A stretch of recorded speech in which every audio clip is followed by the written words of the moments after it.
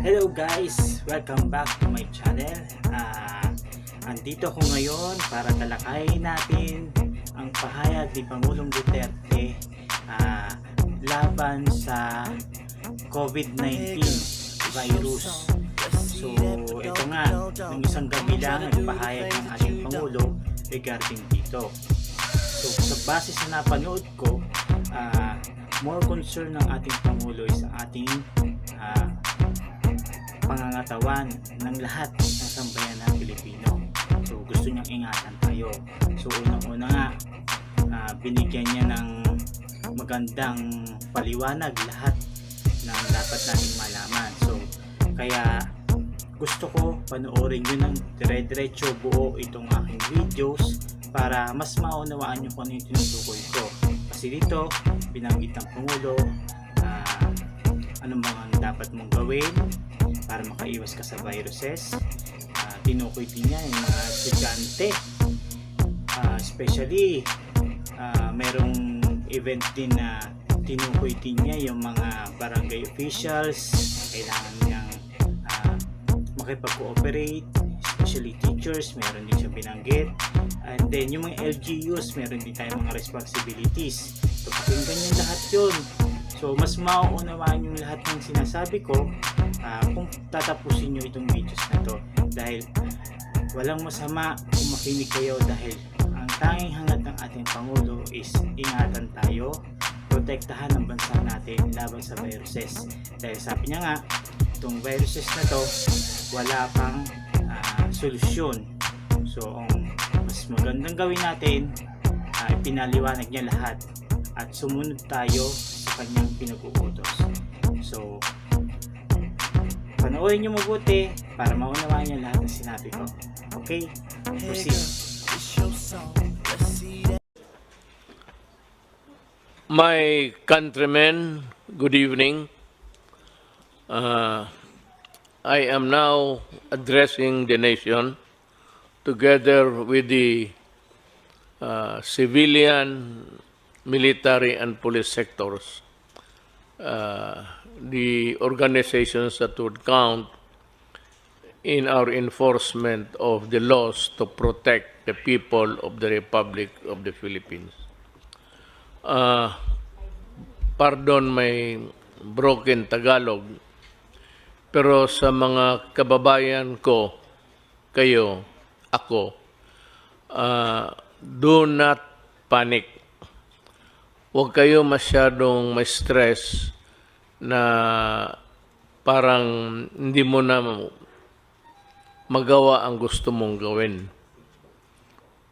Pwede pa rin, pero may restrictions tayo, may mga kondisyon dahil nga sa crisis. The crisis is very, very clear. COVID-19 is spreading all throughout the country, including the Philippines. Ang ano natin dito is there is no cure. Wala naman tayong mabili sa mga butika, pharmacy to buy the medicines to cure COVID-19. It's a virus. Ang panglaban lang natin dyan yung katawan natin na medyo in good health, na walang sakit. Yung medyo may mahina, make yourself healthier by whatever means, maybe food, vitamins, but most of all, try to obey what government is suggesting or ordering you to do. It's a serious one. It is true. Huwag ninyong maliitin. Do not minimize it.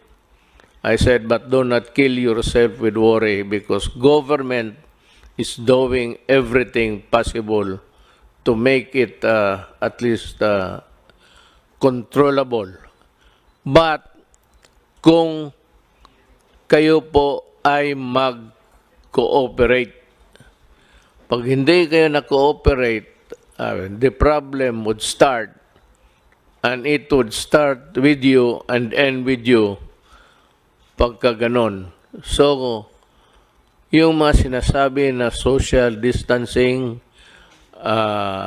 sundin lang po ninyo, at yung mga binibigay na well ahead ng Department of Health, sundin ho ninyo kung anong sinasabi ng mga doktor, kasi sila po ang marunong niyan. So listen to them.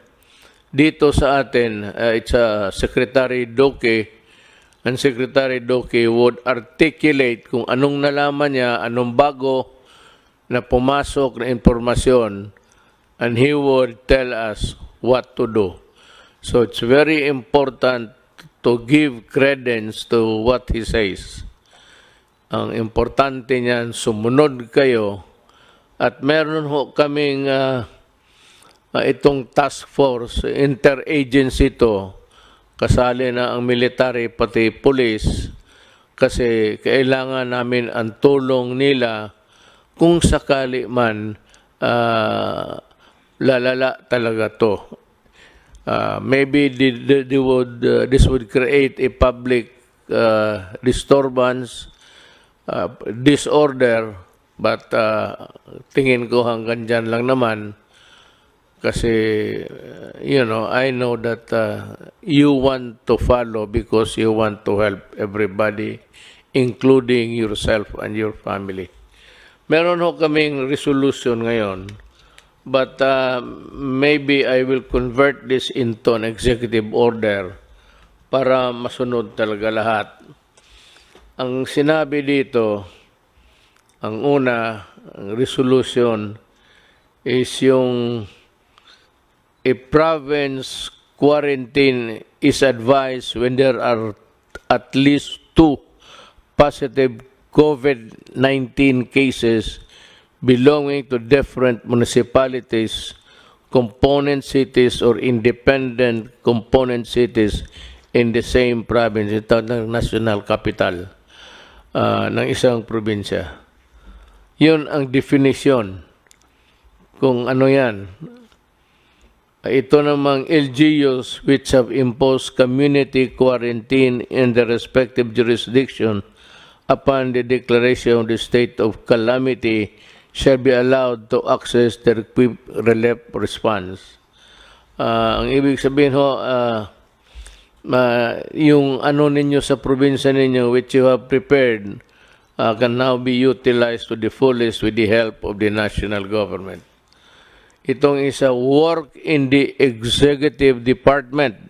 Yung departamento ko, yung akin, kasi 3 yan. Department, ang executive department, ako. Then, Congress is another department. Independent to yan. Hindi kailangan sumunod yan. May sarili sila kung gusto nila. And the other department actually is the judiciary. Magkaiba kami, pero tingin ko, ang mga trabahante sa lahat sa gobyerno na may alam kung anong mga bagay, public works, tourism, nandito sa departamento ko. Yung public health, nandito sa akin, so sila yung inutusan kong mag-aral, at ito nga yung mga resulta namin. So, work in the executive department shall be suspended during this period.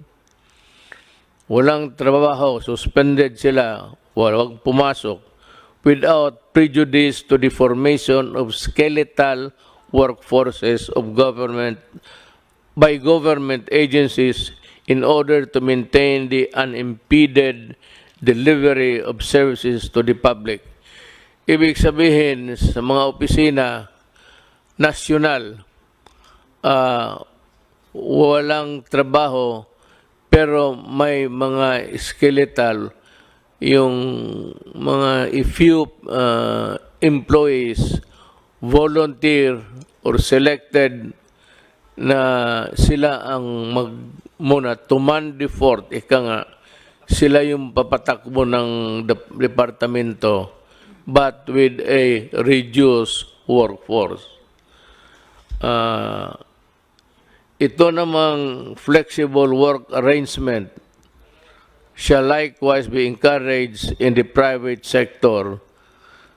The Department of Labor and Employment and the Department of Trade and Industry shall issue guidelines to safeguard the welfare of workers. All manufacturing, retail, and service establishments are advised to remain in operation during said period, provided that strict social distancing measures are required to be observed by the respective management. Ibig kong sabihin sa pribado, labas sa gobyerno, ang trabaho tuloy-tuloy, pero ganun rin, reduce, ang skeletal pa medyo lang, yung pinili lang, at yung walang mga sakit, magtatrabaho sila. But ang may-ari ng factory o anong klaseng negosyo mo, warehouse, see to it that they are taken care of by their mga management. Huwag ninyong hayaan ang mga trabahante ninyo. Mass public transports, including the light rail transits, the metro rail transit, and the Philippine National Railways shall continue in operation. Tuloy-tuloy ho ang trabaho ninyo, provided the Department of Transportation shall issue guidelines to ensure social distancing in said public transport. Ibig sabihin, tuloy-tuloy ang trabaho ninyo, pero ang social distancing, yung distansya mo to the other fellow, medyo malayo. Kasi pag nag-ubo siya o umatching, at least yung germs niya hanggang doon lang, hindi niya maipasa because there is the distance. Kaya it behooves upon the transportation department to come up with the guidelines based on what the health department orders. Lahat dito po, ang pinaka-importante, pinakatigas, ika nga, ang Department of Health. Kung ano man ang gagawin natin, kung anong iutos nila para sa atin, susundin talaga natin. Hindi ako, kung hindi si Dr. Duque ng DOH. Land, domestic air, and domestic sea travel to and from Metro Manila shall be suspended beginning 2020, March 15, 2020, and to end on April 14, 2020 sa alas 12, subject to the daily review by the Interagency Task Force. So, walang lumipad, ang mga travel is limited, pero itong mga railways sa baba, okay yan. At the same time, observe again social distancing. Pero sa aeroplano po, beginning March 15, 2020, March 13 tayo ngayon? 12. Oh. March 15, midnight, from, it takes its force and effect. So, tandaan ho ninyo yan. Pero subject again to review day to day. Tingnan namin kung ano ang nangyayari. Kung if there is a slowdown hindi contagion, or ganun yan eh, medyo mawala lang ng kanya. That is the history of itong mga sakit na ito. They come and go in every 2 or 3 generations. Meron talagang problema itong binigay sa atin at wala tayong magawa. Ito yung talagang trabaho nila. The Code Alert System of COVID-19 Public Health Event is hereby raised to Code Red Sublevel 2. The Department of Health has to explain to the public itong wherewithals ng Code Red Sublevel 2, I think, which is the highest sa prescribed ng WHO. Medyo nandito na tayo sa maximum. And it is really for the protection of humanity. The recommendations of the Department of Health Technical Advisory Group in imposing stringent social distancing measure in the National Capital Region are adopted for a period of 30 days from the issuance of this resolution, with salient points, yung mga importante, of which are as follows. Yung mga importante na nakalagay doon sa social distancing measures. The suspension of classes in all levels in Metro Manila is hereby extended until April 12, 2020. It's almost about a month. So walang klase, pwede kayong magbakasyon dyan lang sa bahay. Avoid, I'm sure may mga bagay-bagay dyan sa bahay na hindi pa ninyo nakita. If I were a student, estudyante man rin ako noon, I would avoid yung mga bar, ano dyan, mga nightclub, maraming tao, where people congregate, tapos nandyan malapit kayo. Mag-ubo yung isa, mapasa niya. Pag nakuha mo, nag-ubo ka, pasa mo rin doon sa kabila. So try to avoid people, crowds. Yun,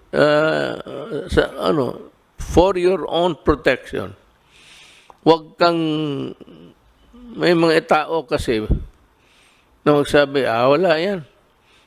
Kung patay ka, patay. Tama. Pero kung patay, patay ka rin talaga. Wala rin tayong magawa. So, kaawa naman ang nanay, pati tatay ninyo. So, better just stay within the premises of the house. If I were you, alam ko na kung anong gawin ninyo. Bili kayo ng cellphone na marami. Wala naman kayong ginawa kung hindi magtulbok-tulbok rin dyan eh. I mean, everywhere that I look. Dito sa walang pakialam ang tao. Sige, nandoon na sa cellphone. So, we are reduced to a one village. Mas malapit. Instead of talking, you have your cellphone. And that is a benefit which was not given us during our time.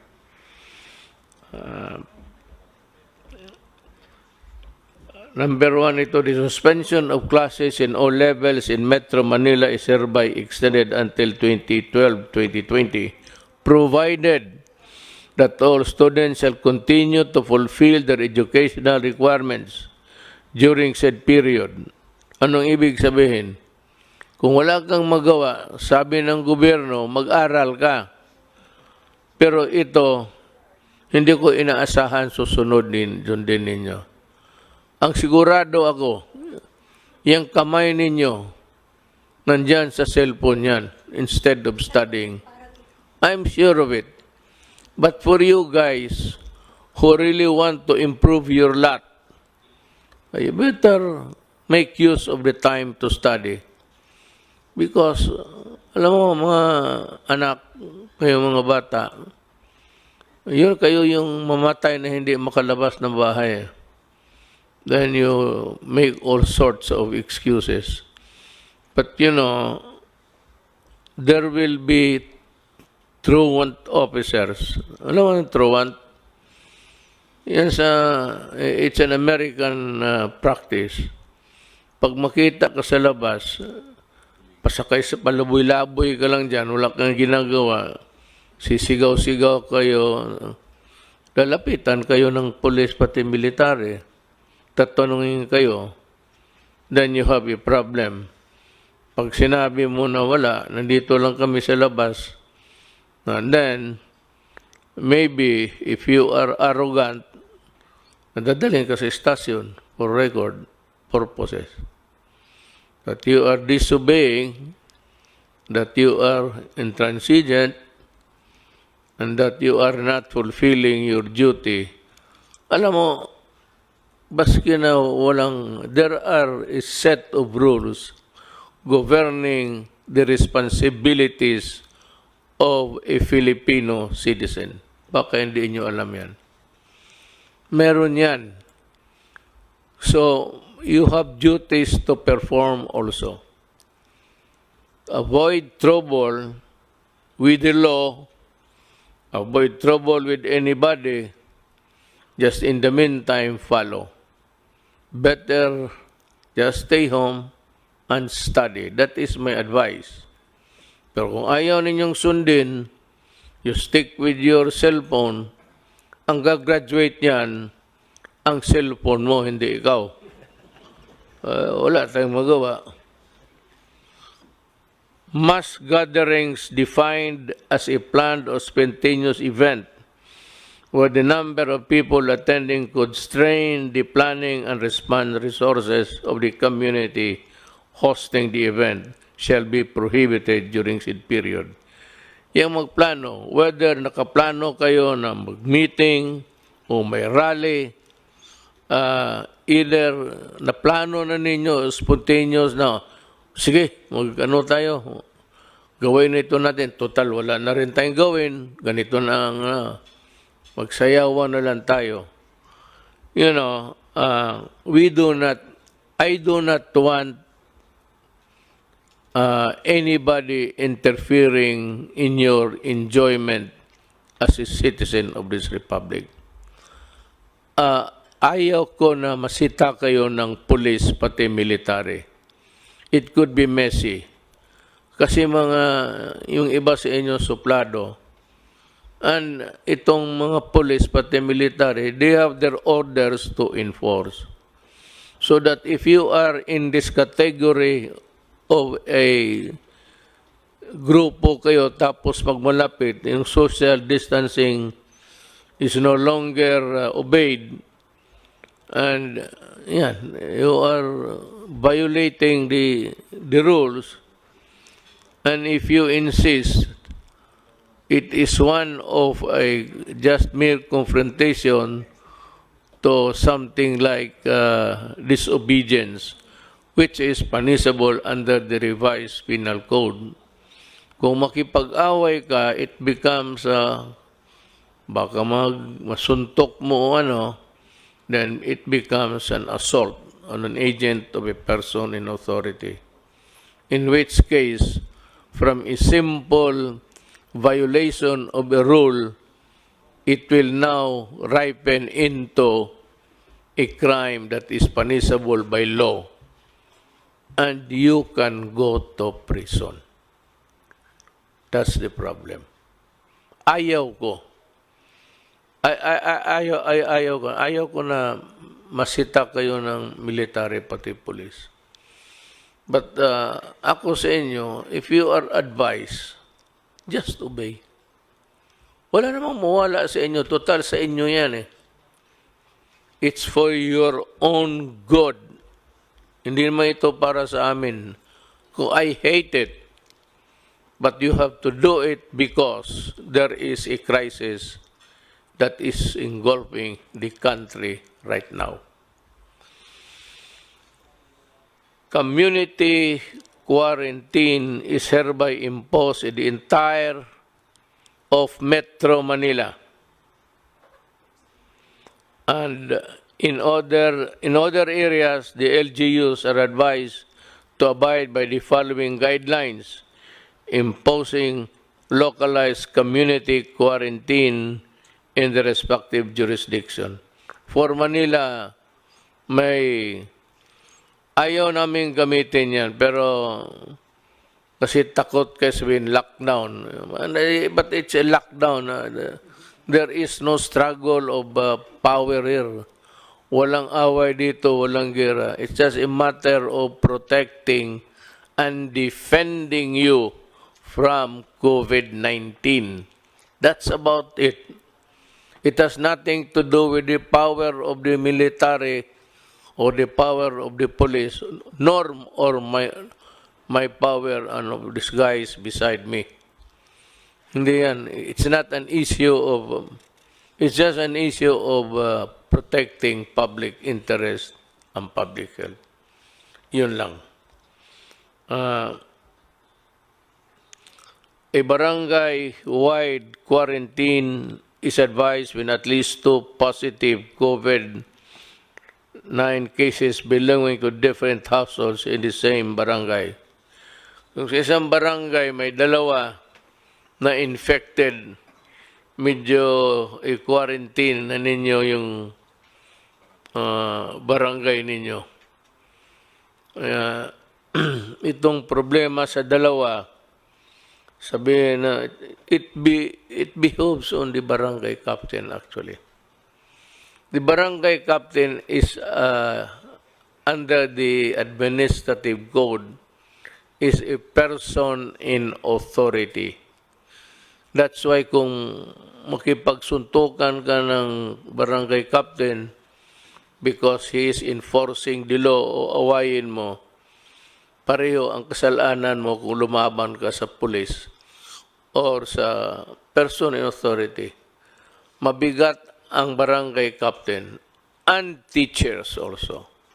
Teachers, because of the nature of their work, are persons in authority because they are made so by the law itself to give them the stature in relation to the work of trying to mold and teach the Filipino students.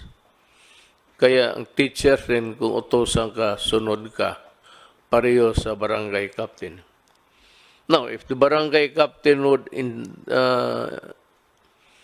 ask the teachers to help in the enforcement, you better obey because they are in the exercise of teaching the persons there of the barangay of the dangers is part of their work.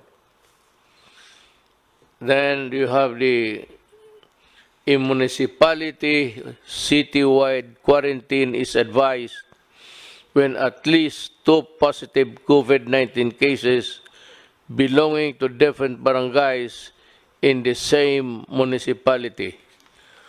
Kung sa munisipyo kayo, tapos isang barangay dyan, may dalawa na tinamaan ng COVID-19,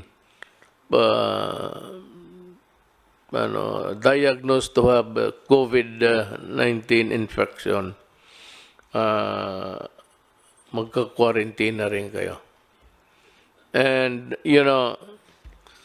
before I forget, I do not have enough soldiers and policemen to cover all over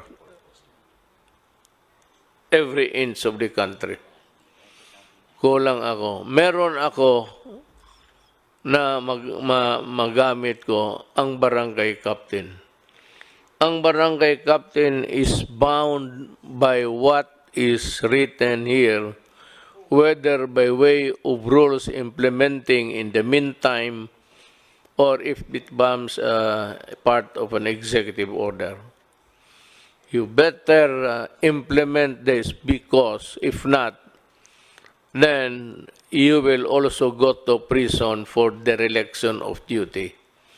or simply not enforcing a rule imposed by government. Ang pinaka ano dito yung mga barangay captains. It falls upon your shoulders to exactly do what this regulation wants to happen. Huwag kayong magkamali dito kasi pag hinabol kayo ng Department of Interior and Local Government, you can be dismissed or you can be suspended and you'll have trouble. And besides, I think the electorate will remember you for being a laggard. Kita mo si Senator Go, siya lang ang working hard talaga.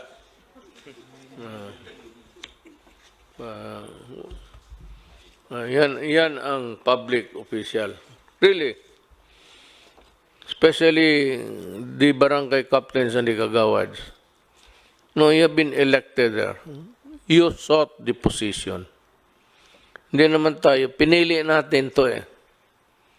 Nobody ordered us for us to be to where we find ourselves now. At tapos tatamad-tamaran ka. That's not the way how to do it. One is you go to, if there's a case, a good case against you, you lose the position and you are dismissed. And maybe in the worst case scenario, you'll go to jail. Better be always be reminded of that duty. Pinili mo yan, huwag kang magtamad-tamaran kasi matatamaan ka. Ginusto mo yung posisyon, magtrabaho ka.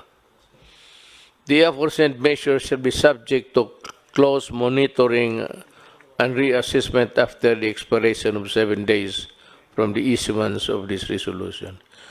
You know, we will review. I have imposed upon the cabinet members and the entire members of this task force to be present every day. I know that it is hard for them. It is really an imposition. It's quite maybe a burden. But ganon rin ang sinabi ko sa kanila.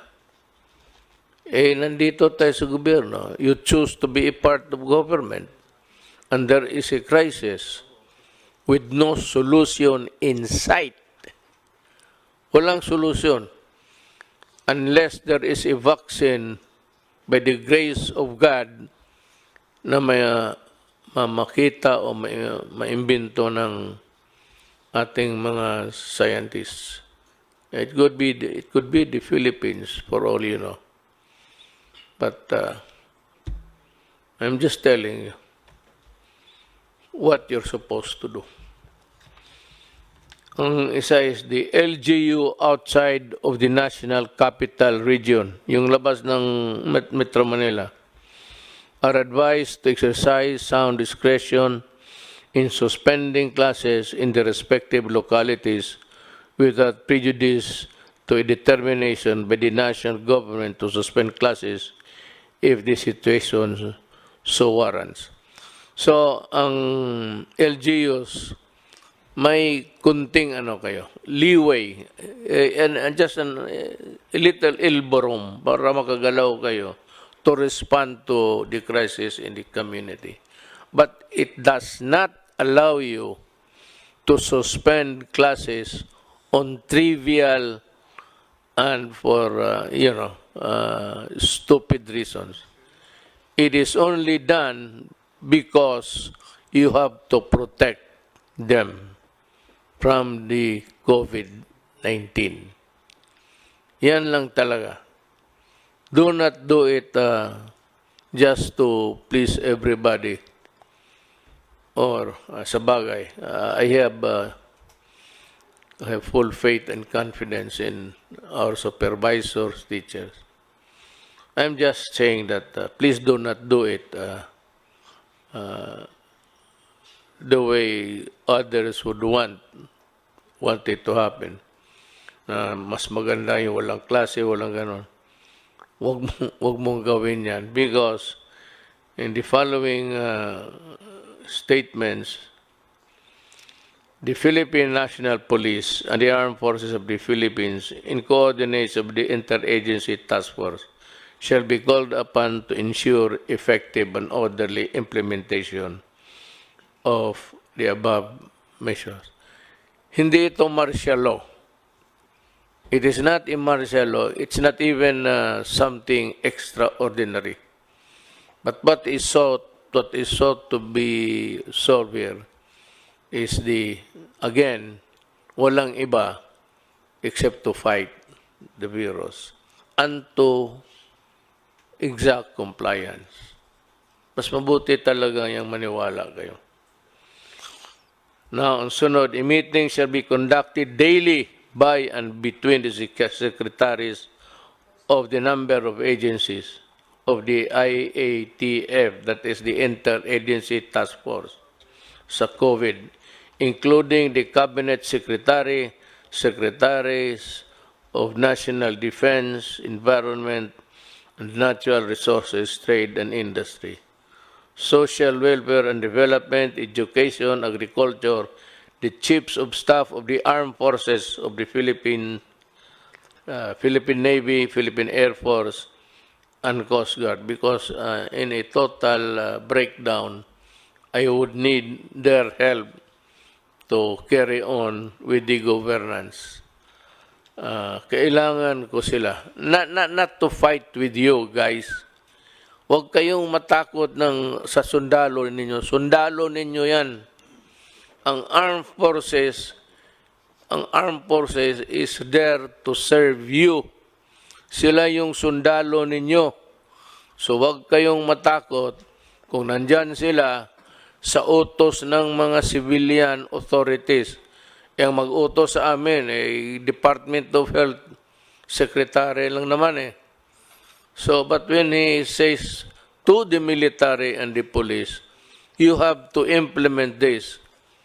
Obey them because they have the imprimatur of the civilian authorities. Huwag kayong do not try to play with martial law, martial military.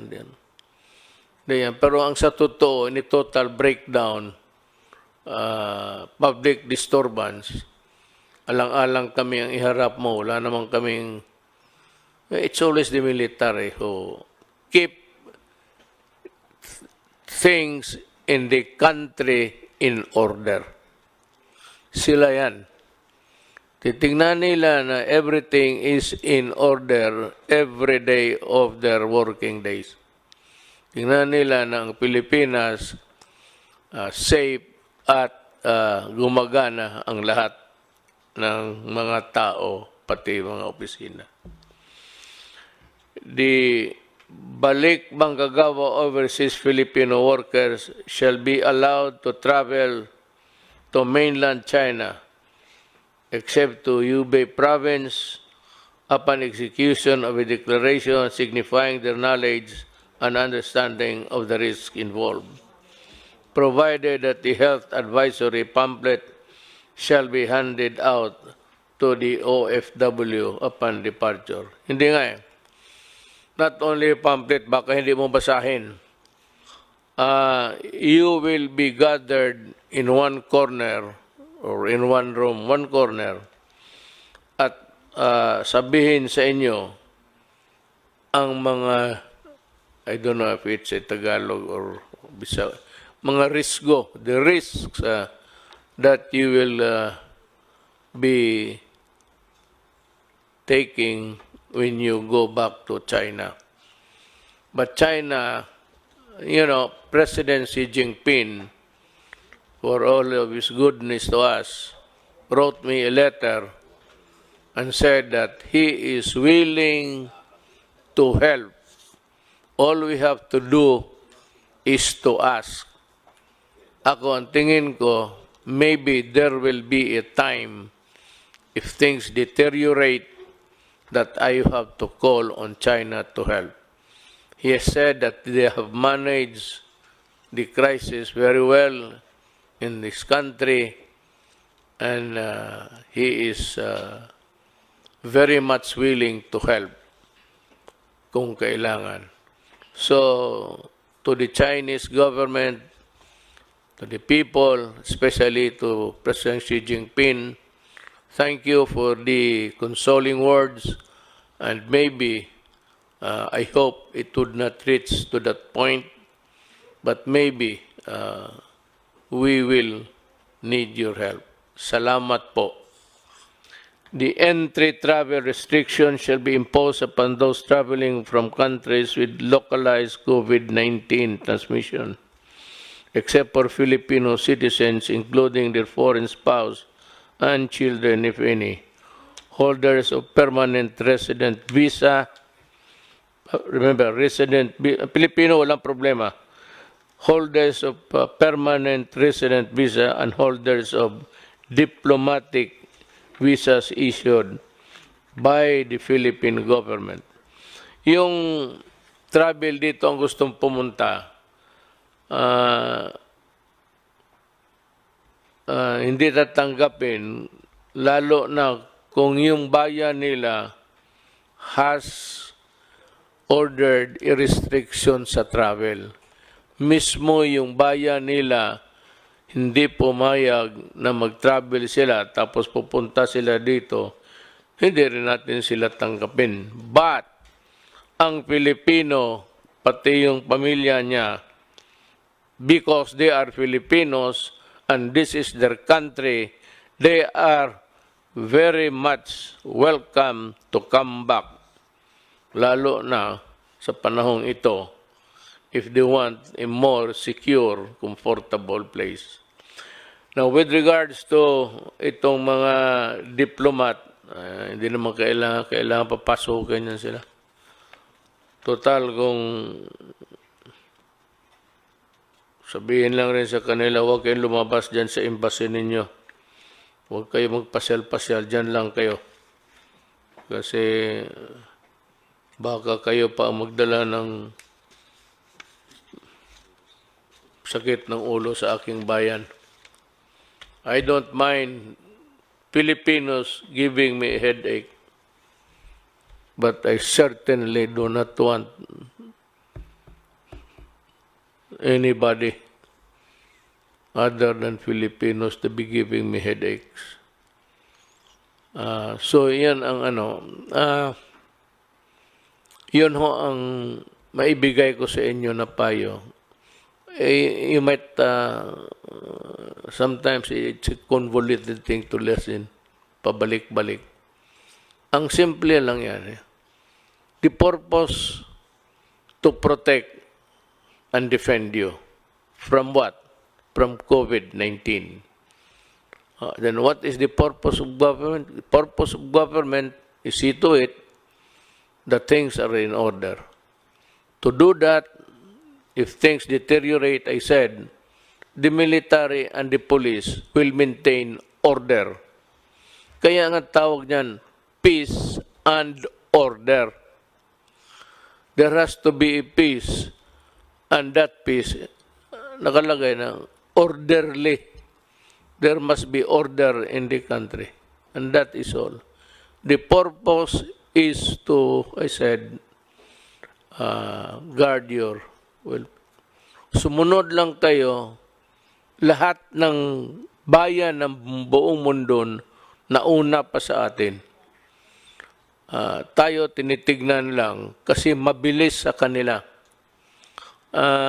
In Italy, it's 1,000 a day sila ang pasa ng contagion. Dito sa atin, medyo maliit pa. Pero numbers in a crisis can be, cruel. But overnight, makita mo, meron ng talagang mabilis na. So what we are trying to control is people with COVID na tapos yung ilayo natin yung healthy ones, sila yung i-target natin, not for anything but for their own good. They will be asked to maybe go to the hospital and seek treatment. Yung mga test ng test diyan sa para sa kung may infection ka o hindi. Libre yan. Libre, no? Libre, walang bayad. Kung wag naman kung healthy ka, no need. But if you are experiencing ubo, itong ano na ubo, tapos pag ubo mo, masakit yung likod mo, the lungs. Ang lungs mo ang titirahin dyan eh. And if it's too late, hindi na kaya ng antibiotics yan. It starts with a virus. The virus weakens your body. And it weakens your body, lahat na papasok, then it will kill you. Putang ina itong virus na ito, walang ginawa, ganun. Papasok sa katawan mo yan, just like AIDS, makes you weak, then it allows other germs to come into your body, and you get sick, usually pneumonia yan. And it's virulent,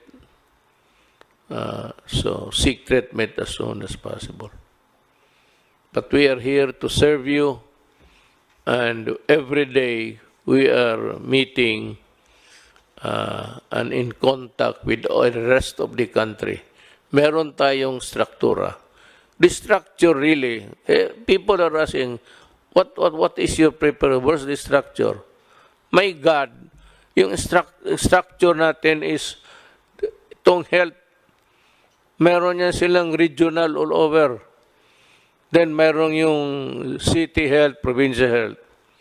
But yung national, yun yung mga regional health centers. They are already well equipped and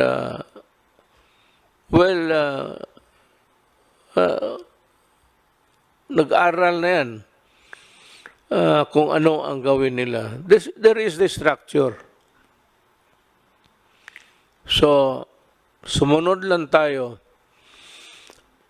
at hiningi ko sa inyo kunting pasensya lang.